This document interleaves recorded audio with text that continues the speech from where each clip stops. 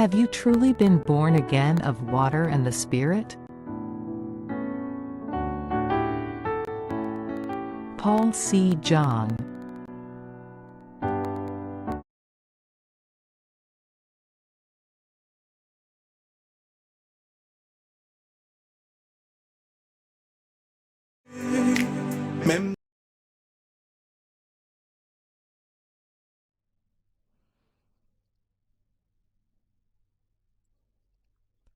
Book 1.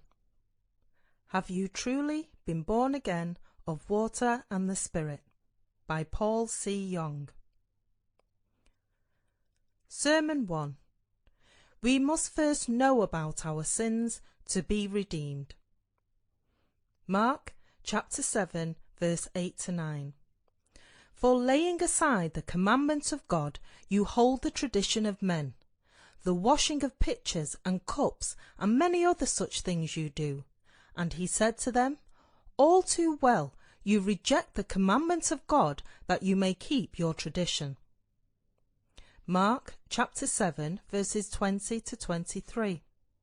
And he said, What comes out of a man, that defiles a man.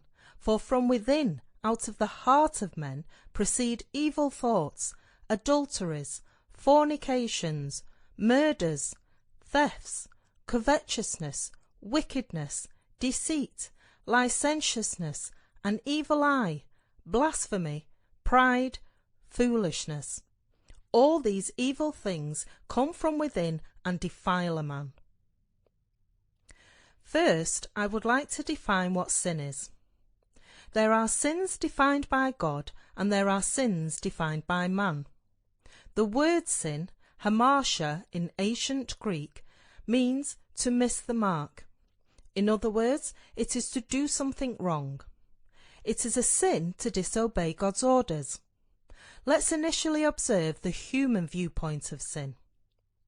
We recognize sin according to and through our consciences. However, the human standard of it varies according to one's social background, mental state, given circumstances and conscience. Thus the definition of sin varies among different individuals.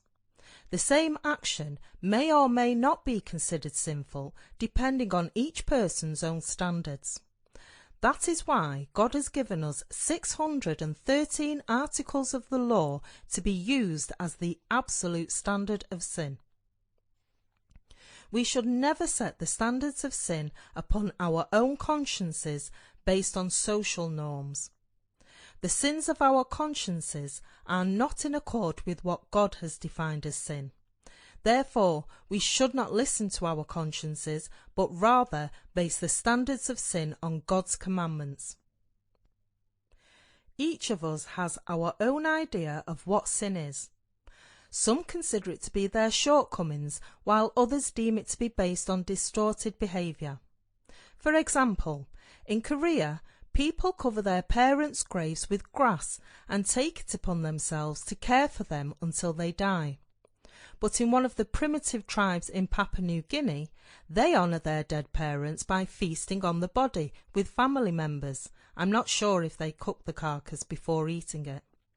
I believe they want to prevent the body from being eaten by worms. These customs illustrate that the human concept of sin wildly varies.